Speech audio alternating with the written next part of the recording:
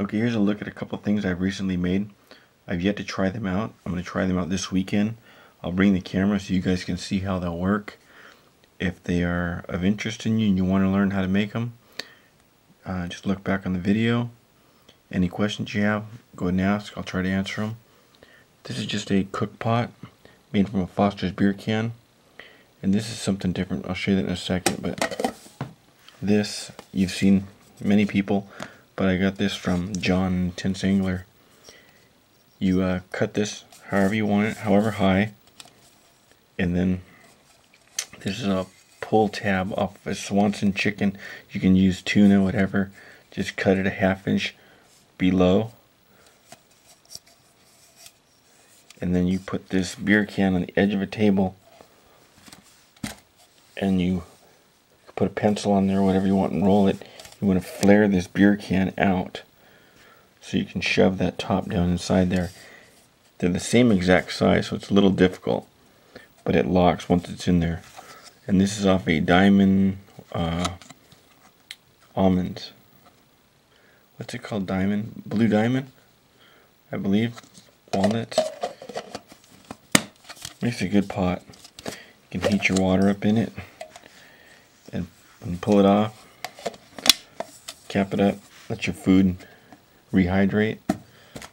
This here, Arizona iced tea can. This is just a cover for what's inside. Let me show you what's inside. You've probably all seen these. It's a water bottle, stainless steel water bottle. Cut the top off. I took a dimension off of here to here. I believe it was, I came down to 1 inch 800, I believe it was, but that's just all up to you. Drew the line completely all the way around. Then I measured the diameter of it, divided it by 10, cut myself a board that dimension, made one mark crossing the round line, made one mark, put the board on there, second, move the board again and again and again and again and again. So I have 10 evenly spaced holes. Drill them all out. I did the same thing down here, but at 2 dimensions.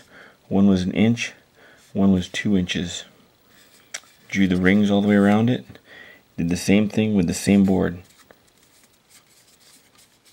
I cut this doorway out here. I cut a hole here and here. Drilled a hole here and here. And this is just a piece of foil here. This is a soda bottom can, root beer. This is a 99-cent 16-ounce Dr. Pepper can. Now, I took a board. Say this is 1/2 inch. I put a razor blade on here. I duct tape that. I set that down on a table. I put the can on here and just rolled and rolled and rolled and rolled and rolled. Took a few minutes scoring this aluminum right where I wanted it here. And so then I was able to just push it all the way out. Now if you look here, this is like totally smooth, totally round. Looks like it was done with a machine. How I did that is I took a steel rod. I put that steel rod inside there, so it was at the same angle as the lip, as this here. Put the steel rod in there and just put some pressure on it 10 or 12 times. And I just roll that aluminum all the way around. It's perfectly smooth. You can run your finger in there, you're not going to get cut. You're going to cut your lip, you can drink from it, it's perfectly safe. And these steel rods, I just set here and here. Took this dimension and this dimension. I came down here at the door, went straight up, put a hole here and hole here. Put these across. I kept that same dimension, went to the back and did the same thing. So when these rods are in, not that it matters, but they're perfectly parallel. The reason for those rods, they hold this up. Get yourself a wet fire, throw it in there, some wood, you got yourself a volcano stove, or a hobo stove actually. Aluminum can, bottom. This one happens to be a root beer. Boiling water, more efficient. Now, when this is on top of here, it starts to boil. Obviously it's going to be hot, you can't get it off. So theoretically, this paper clip, the ends are bent up. You'll be able to lift it, pour, whatever.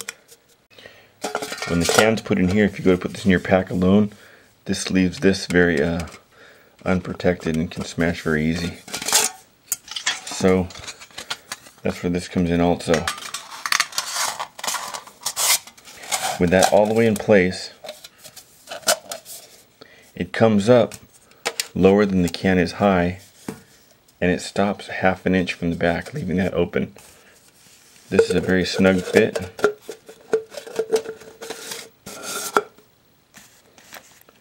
These two, 1/2 inch in the back, nice fit. You can put your wet fires, a few dry sticks, some kindling, whatever. You never know if you're going to be out in rain. You never know if you're going to be able to find anything dry. You can throw your dry stuff in there first.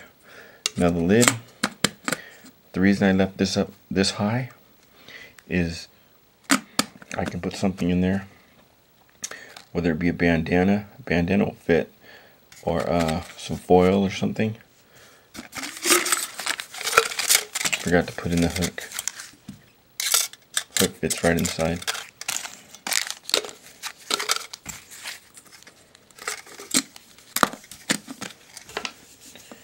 And the can, boom.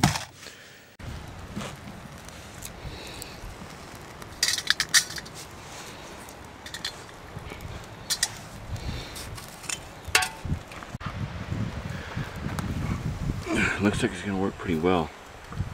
Like I say, it's been designed around the Swiss volcano stove.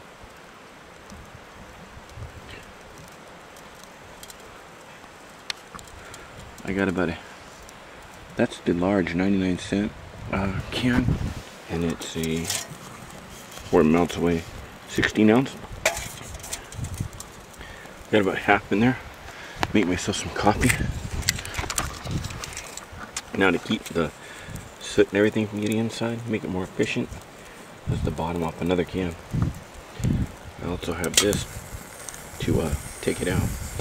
It dropped because there was a stick holding it up above the pins. We'll see how it works. See that rolling boil? I guess we could totally call this one a success. Now let's see about this holder I made. See how it's rounded? This clips underneath, watch.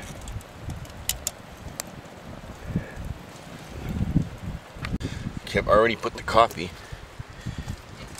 in the cup. Here we go.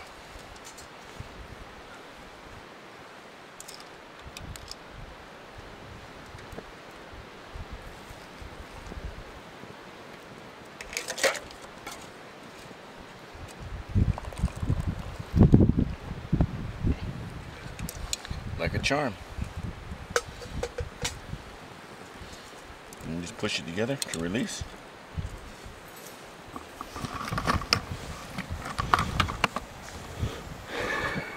Let's see, let's sterilize the stick here.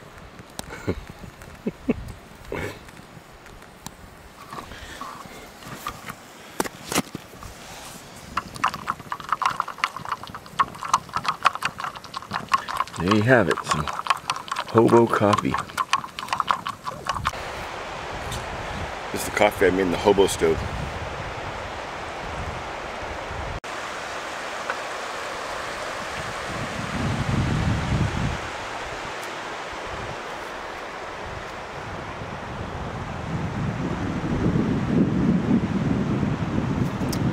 There's where I went last weekend. It's Iron Mountain. It's not the one you see there. It's about nine peaks back. There it is after its first use.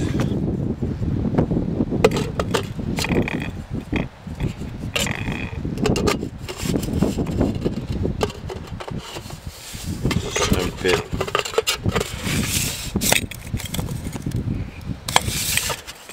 The windstop helps protect the can. This holds it all in place.